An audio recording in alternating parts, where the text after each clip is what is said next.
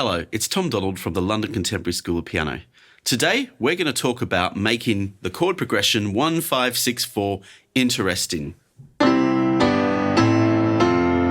How do we make 1-5-6-4 sound interesting? Because this progression, let's admit it, it's overused. It's used in so many songs, and it can get a bit vanilla when we hear it over and over and over again. But before we start, if you are a fan of our work at the London Contemporary School of Piano, do head on over to our website, because on our website we have our free resources kit that accompanies these videos, including a special 1-5-6-4 pack in every single key, and also our Make 1-5-6-4 Interesting pack, which is a file you're going to need access to accompany this video today. So why is it that I'm talking about 1-5-6-4 today? Well, I mean, it's a great progression, don't get me wrong. It's used in lots of hit songs, but I'm starting to get tired of talking about it and hearing about it. And I'll tell you why. And that, just as I play it right now in a bunch of different keys, I think it's got to a point where songwriters and composers, let's just say songwriters, they're overusing it now in contemporary pop music, because they're in an echo chamber. They think, well, everyone likes 1-5-6-4 and I want to write another hit song, and, you know, the record labels and blah, blah, blah, the streaming platform algorithms, blah, blah, blah. I need to copy everyone else.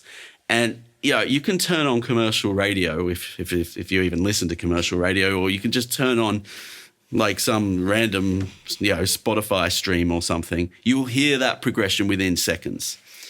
And it's just getting very vanilla. And then to make matters worse, we have all of this solo piano music out there these days that sort of sounds a lot like this. And this is just solo piano music. It's not even pop music anymore, but it's popular solo lift piano music. It sounds something like this, again, using the 1-5-6-4.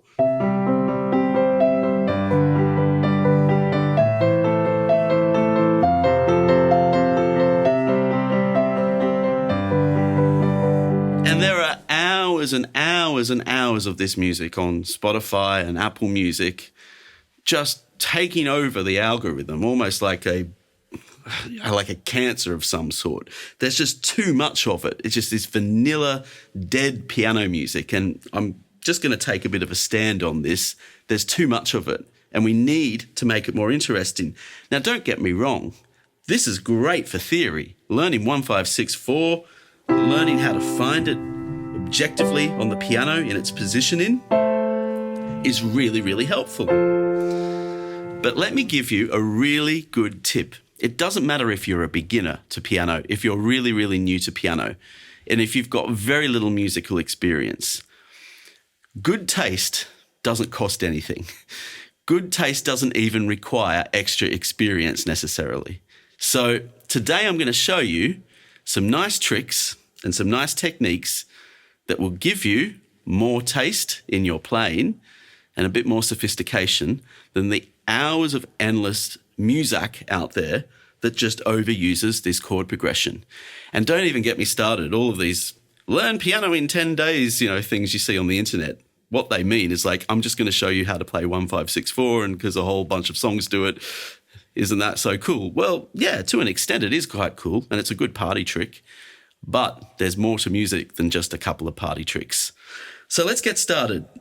We're going to keep this nice and simple to begin with, and then I'm going to show some more complex things later on. So, because different students are at different musical levels. So even if we just start in our trusty C major, and we just started creating a vanilla 1-5-6-4 that sounded like this.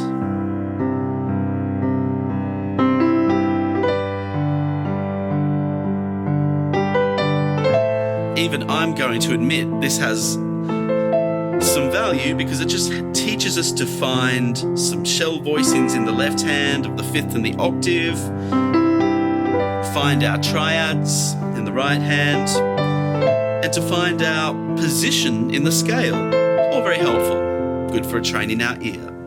And that's fine if you're at that level. You're not producing albums on Spotify. So, you're practicing, and that's a really good thing to practice. So There's no problem practicing that at all. That's a great thing to practice. You're not releasing albums of it. So that's great. Now let's make it more interesting. And we're going to add a little bit of groove to it. So the first thing is we're going to do something with this left hand. Because all of these octaves in the left hand start to sound a little bit bland, these fifth and the octaves. So we're just going to do a really simple thing. We're going to go beyond the octave. And if you can't stretch beyond the octave, it's fine because we're going to arpeggiate it. And we get patterns like this. This sounds so much nicer.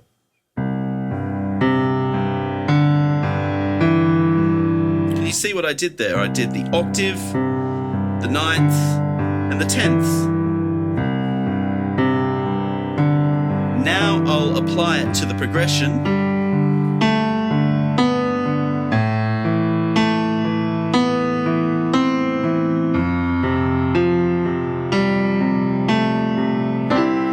And in the right hand, I'm going to create a couple of flicks just to get away from all this sleepy recordings of piano music where there's just, that are lifeless. We're going to add a bit of life and sparkle to the right hand.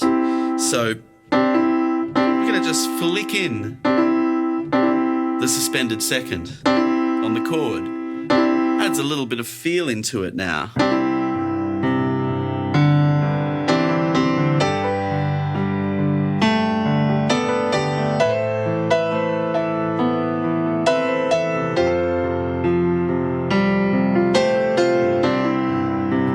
And I can apply that to each chord here.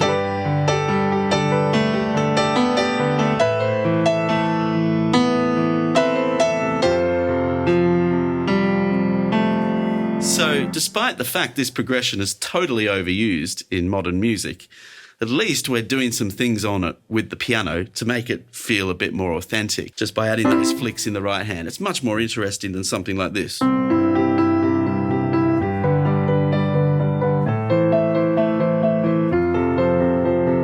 don't get me wrong, the first time you might have heard that, you might have thought, well, that sounds quite nice. But if you're hearing it again and again and again in playlists of hundreds and hundreds and hundreds of solo piano pieces, it gets a little bit boring and we want to break things up a bit. So flicking in those seconds, really, really nice technique, and going beyond the octave. Because when you go beyond the octave, I'm just going to demonstrate this by just playing the 10th interval. That's such a much nicer sound than just that. Can you hear the difference when you play it with the 10th? And you can arpeggiate it.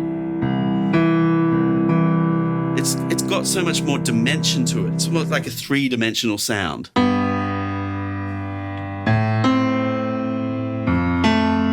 As opposed to that two-dimensional sound of the octave. Instead we get this.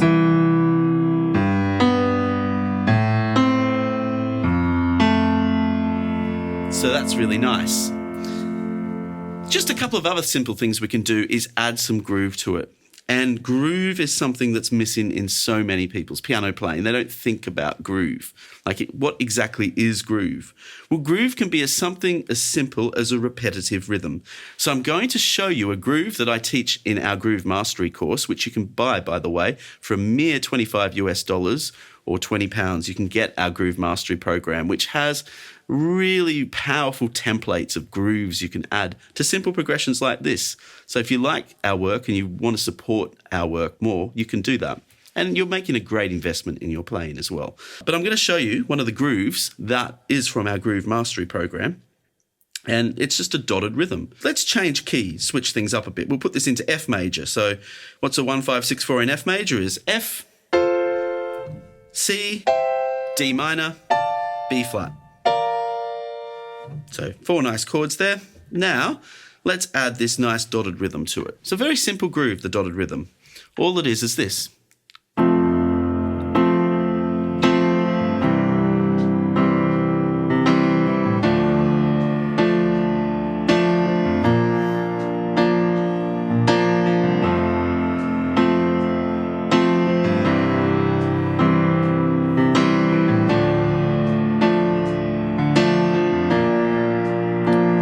great a compliment too for a vocalist.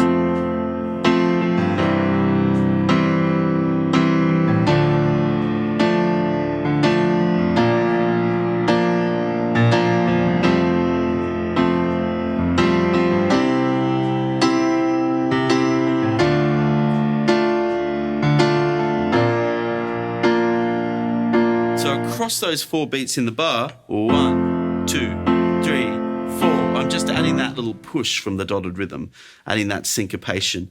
And again, those hours of sleepy piano music that's like this, you know. It's just lifeless. Just a simple little trick like that, just by adding a little syncopation to it, brings the music to life. So next time you hear that muzak, you can think to yourself, wait a minute, I'm ahead of this muzak that's just endlessly playing on Spotify algorithms. So, yeah, you don't have to be an advanced musician. You can be a beginner and be far ahead of what some of these recording artists are doing, because they're just putting this stuff out in an echo chamber because they think that's what's going to, make them money or something. I don't know. It's just boring. And we can, again, taste. Just a bit of good taste doesn't cost you anything, and it also doesn't require too much experience. Having said that, I'm going to make things a little bit more difficult now, which will take a bit more experience for some of you, and that's fine. This is just a stepping stone that we're taking. We can add some extra chords.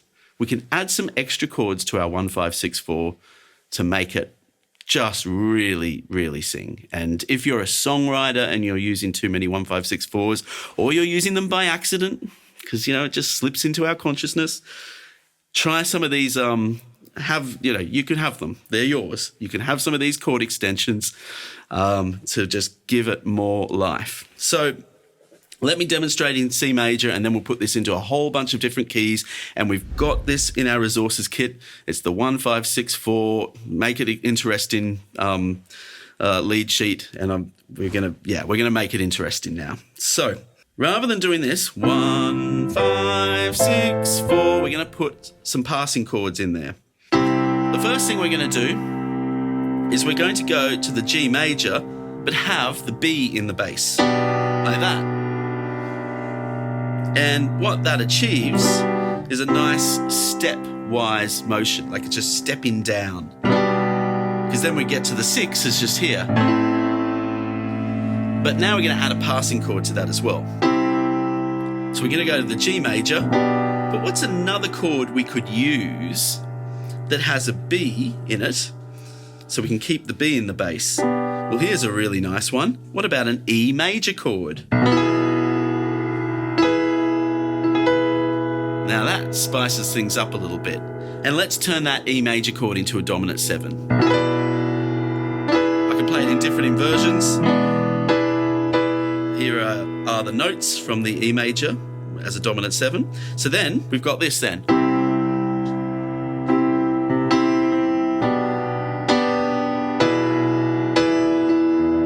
Then our A minor, the chord 6. That's just so much nicer. And we can even get rid of the chord 5 completely and play the E7 instead. But now we're going to do something else. We're going to add another passing chord. And I really like this step in the left hand of it just going down like this.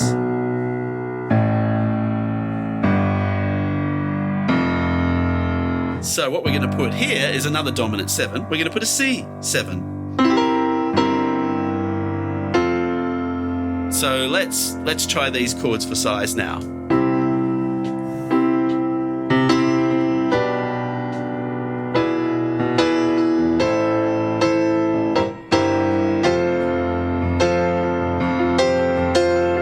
And then at the end there, when I landed on the chord 4, I just flicked in the second. Now I just feel relieved when I hear something like that. When I hear a songwriter or a composer use that instead of just a standard 1, 5, 6, 4, I'm like, now life is interesting again. Yeah, it's got that lovely gospel feel to it. I know I'm using lots of inversions there, so if you can't keep up with me, I'm sorry about that. But you can go to our website and get the lead sheet and practice this slowly. Because again, good taste doesn't cost anything, right? So let's do it.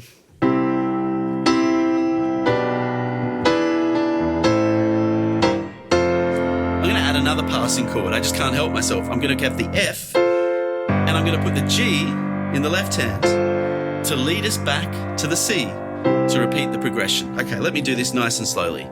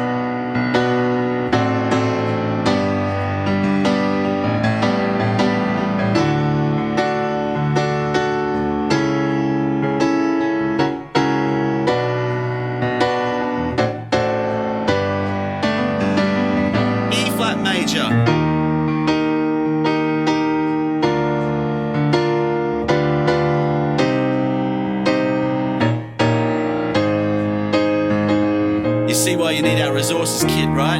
So you can go practice all of these lovely chord progressions.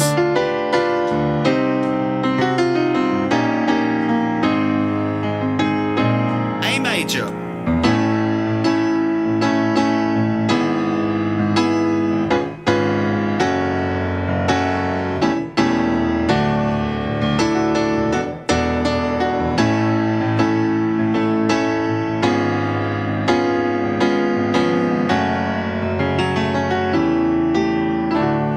About F major. I'm going to change the groove a little bit now.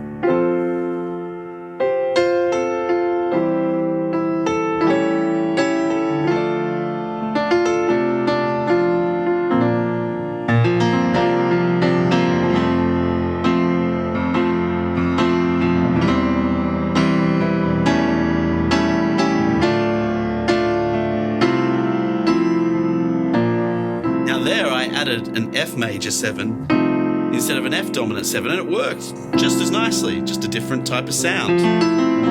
So you can really play around with these chords.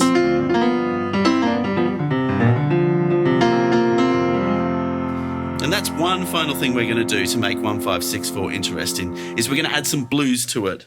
Again, there's just too much of this really clean 1564 out there. Again, in just hundreds and hundreds of songs. It's almost like the songwriters or the composers behind these pieces are just too scared to add anything to the music because, it might, I don't know, the record label or something might get offended that there's some extra notes in there. Can't have people hearing extra notes in music. The dumbing down of music, it's just something that really worries me. And we don't need to dumb down music, because there's so much amazing stuff out there, and it's the stuff that everyone tends to prefer in the long run anyway. So we can get a 1564, fine. We're going to play it in the left hand, but we're going to add a major blues scale with it. Let's stay in the key of F major. So I've got my F major blues scale, F, G, G sharp, A, C, D, F. And I can improvise on that over my 1564 in the left hand.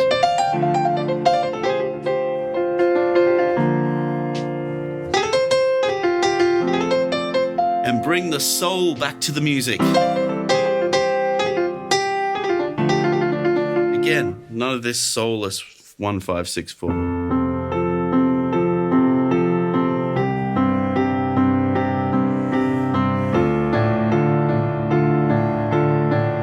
I mean, you know what? Just put the blues in it. Much better, hey?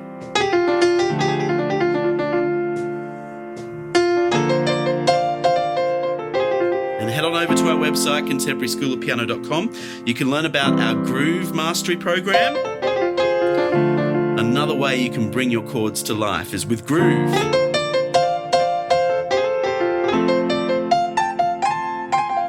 Doesn't matter how simple the chord progression is, groove will really bring it to life. there's always our Groove Mastery program that can help you with these things. Or you can just pick up our free resources kit. Just put your email address in our homepage and we'll send it to you right away. And in that free resources kit, there's a 1564 in every single key. And there's also the Make 1564 Interesting lead sheet, which is really going to help you. Now I'm going to add those chord extensions again.